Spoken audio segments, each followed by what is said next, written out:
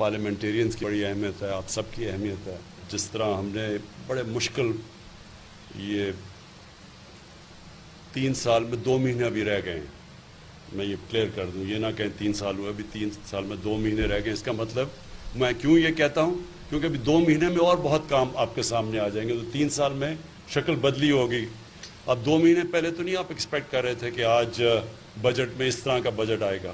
تو اس لیے ہر ایک مشکل وقت سے ہم شروع ہوئے. جو ایک ہارڈ ورک کیا تھا, ایک مشکل اکانومی ملی تھی, ایک نئی ٹیم نے کافی سٹرگل کر کے آہستہ آہستہ اب آپ کا اپر ہینڈ آ گیا. اب آپ دیکھیں گے کہ انشاءاللہ یہ اگلے 2 مہینے تک جب ہمارے 3 سال کمپلیٹ ہوں گے تو اور آپ مضبوط اور کانفیڈنٹ فیل کریں گے.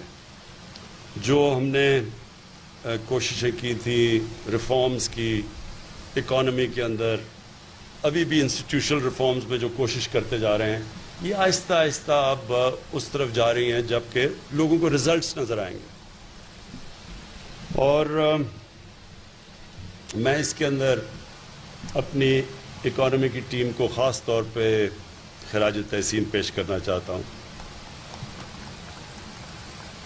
ایک بینکرپٹ اکانومی, مقروض ملک, ایک گھر کے اوپر قرضے چڑھے ہوں, کرایہ دار ہر طرف سے پیسے مانگنے آ رہا ہو, کبھی کوئی سبزی والا, کبھی کرائے, کبھی اسکول کے پیسے.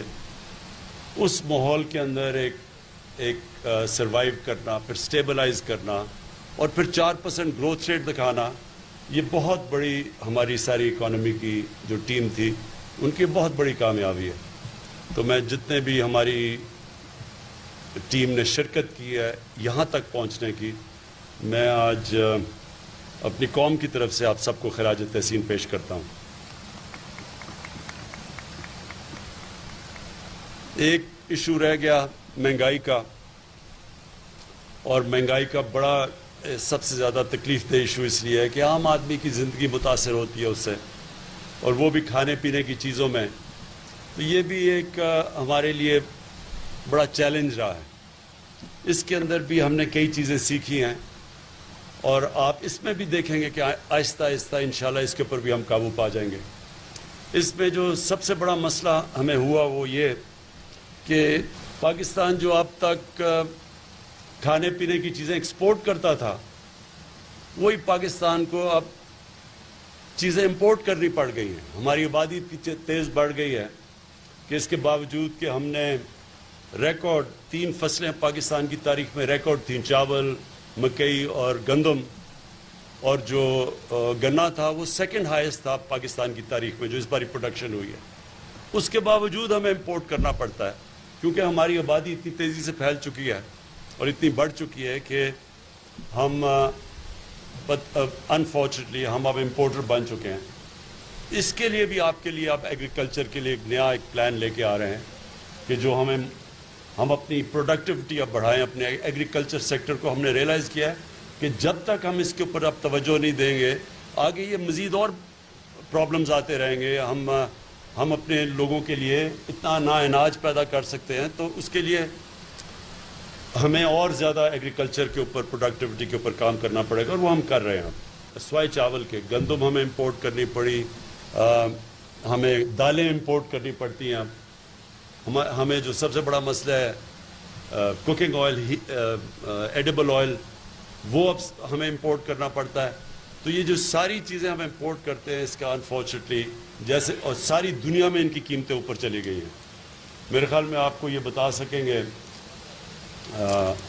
خسرو آپ بتا سکیں گے کہ ان ساری چیزوں کی کموڈیٹیز میں پچھلے 40 سال میں ان کی قیمتیں انٹرنیشنلی سب سے زیادہ بڑھی. تو یہ ہمارے لیے مسئلہ ہے. دوسرا ہمارا پرابلم یہ ہے کہ ہمارا جو کسان اگاتا ہے اپنی پیداوار ہوتی ہے, اور اس کے اندر اور جو ریٹیل میں بہت بڑا فرق ہے. اور اس کے لیے بھی اب ہم نے ایک نئی سسٹم لے کے آئے ہیں, اور یہ چائنیز کرتے ہیں اب یہ کہ انہوں نے ورچوئل مارکیٹس بنا دیے ہیں کہ جو کسان کو ڈائریکٹلی ریٹیلر کے ساتھ انہوں نے کنیکٹ کر دیا ہے. تو بیچ میں اتنا زیادہ پروفٹ مارجن رہی ہے اب تک, تاکہ جو بیچارہ کسان کو پیسے بھی پورے نہیں ملتے, اور وہ ادھر دوسری طرف جو کہ شہر میں اور جو چیزیں خریدتے ہیں وہ بہت زیادہ اس کے اندر پروفٹ 300 400 500% پروفٹ مارجن ہے. تو اس کے لیے بھی اب ہم یہ جو بیچ میں گیپ ہے یہ اس کے لیے پورا پلان کر رہے ہیں. یہ ہمارا اصل مسئلہ جو رہا ہے ابھی بھی ہے مہنگائی کا. اس کے لیے ایک بڑا زبردست پروگرام آ رہا ہے. وہ آپ کو ایک احساس پروگرام ہے. ثانیہ نشتر نے پورا 90% سارا ڈیٹا پاکستان کا اکٹھا کر لیا ہے. تو ہم ڈائریکٹلی نیچے 46% لوگ جو نچلا طبقہ ہے اس کو آپ ڈائریکٹ سبسڈی دیا کریں گے. یہ ایک بالکل ایک ریولوشنری چیز ہے. اور وہ آپ کو باقی تو شوکت طری نے بتا ہی دیا کہ جو ہماری ایک 4 ملین ہاؤس ہولڈس کو جو غریب ہاؤس ہولڈز ہیں ان کے لیے ہم ایک گھر کے لیے کیا کیا کر رہے ہیں. یہ بھی ریولوشن ہے. انشاءاللہ یہ آپ دیکھیں گے انفولڈ ہوتے ہوئے. تو میں آخر میں صرف یہ کہوں گا کہ یہ جو مشکل وقت تھا میں آپ کو بڑے پورے اعتماد سے کہہ سکتا ہوں کہ وہ ماشاءاللہ وہ اب ہمارے پیچھے رہ گیا. آگے اب آپ کو امپروومنٹس اور ریفارمز نظر آتی رہیں گی. کیونکہ جب ریفارمز کا مطلب کیا ہوتا ہے؟ ریفارمز کا مطلب ہی یہ ہوتا ہے کہ جب آپ چینج لے کے آتے ہیں تو کوئی لوگ جو کہ ایک سسٹم سے فائدہ اٹھا رہے ہوتے ہیں وہ ریزسٹ کرتے ہیں. تو وہ ہر قسم کی ریفارم کو روکنے کے لیے ہر حربہ استعمال کرتے ہیں جس کو ہم مافیاز کہتے ہیں. مافیاز وہ ہوتے ہیں جو ایک سسٹم کا فائدہ اٹھا رہے ہوتے ہیں ایک کرپٹ سسٹم سے. تو وہ اس کو اپنی پریولیجز کو پروٹیکٹ کرنے کے لیے ساری کوشش کرتے ہیں. تو جب آپ کے پاس ایک اسٹرانگ گورنمنٹ نہیں ہوتی وہ اس کے لیے ریفارمز کرنا بہت مشکل ہوتا ہے کیونکہ ہر جگہ ریزسٹنس ملتی ہے. ابھی ایک MTI ریفارمز آئی ہیں ہاسپٹلس کی. اب یہ گورنمنٹ ہاسپٹل ٹھیک ہو ہی نہیں سکتے جب تک یہ ریفارم نہیں ہم کرتے. وہ کیوں؟ وہ سمپل میں ذرا آپ کو صرف سمجھانا چاہتا ہوں کہ تاکہ آپ کو سمجھ آ جائے کہ کس طرح کے پرابلمز آ گئے. اب ہمیں 3 سال میں 2 مہینے کم رہ گئے ہیں. کوشش کرتے رہے ہیں MTI ریفارمز کرنے کے لیے یعنی ہاسپٹل ریفارمز کے لیے. لیکن اتنی ریزسٹنس ہے اس کے اوپر. اور یہ کیا کرنے کی کوشش کر رہے ہیں کہ گورنمنٹ ہاسپٹل کو وہ مینجمنٹ سسٹم مل جائے جو پرائیویٹ ہاسپٹل میں ہے. یعنی سزا اور جزا ہو جائے جو کہ پرائیویٹ ہاسپٹل میں. کیوں پرائیویٹ ہاسپٹل بہتر علاج کرتا ہے؟ وہاں اگر کوئی کام کرتا ہے تو اس کو پروموشن ملتی ہے. جو نہیں کرتا اس کو نکال دیتے ہیں. گورنمنٹ ہاسپٹل میں یہ نہیں ہے. اس لیے جو گورنمنٹ ہاسپٹلس کا سارا سسٹم بیٹھ گیا اس کو ٹھیک کرنے کے لیے مینجمنٹ سسٹم چینج کرنا چاہتے ہیں کہ ان کا بھی سزا اور جزا کا سسٹم ہو جو پرائیویٹ ہاسپٹل میں. اب 3 سال میں 2 مہینے کم ہے. ابھی تک ہم لگے ہوئے ہیں اس کو امپلیمنٹ کرنے کے لیے. اتنی ریزسٹنس ہے اس کے لیے. اور پھر یہ جو PMC انہوں نے نکالا کہ جو میڈیکل کالجز ہیں ان کی سٹینڈرڈ ٹھیک کی جائے. میڈیکل کالجز کے اندر اگر آپ ڈاکٹرز کو صحیح معنی میں ٹرین اور ان کی سٹینڈرڈ نہیں ہوگی تو سوچیں کہ ڈاکٹرز لوگوں کی زندگی موت کے فیصلے کرتے ہیں. لیڈی ریڈنگ ہاسپٹل میں 3-4 سال پہلے جو کارڈیولوجی کی انسٹیٹیوٹ تھی جو ہارٹ کی انسٹیٹیوٹ تھی اس کی مورٹیلٹی ریٹ یعنی 100 اگر مریض جاتے تھے 24 مر جاتے تھے. تو اس کے اوپر وہ لیڈی ریڈنگ ہاسپٹل نے اس کو نکالا. ان کا MTI ان کا بورڈ آف گورننس تھا انہوں نے اس کو نکالا. وہ جا کے اسٹے آرڈر لے آیا.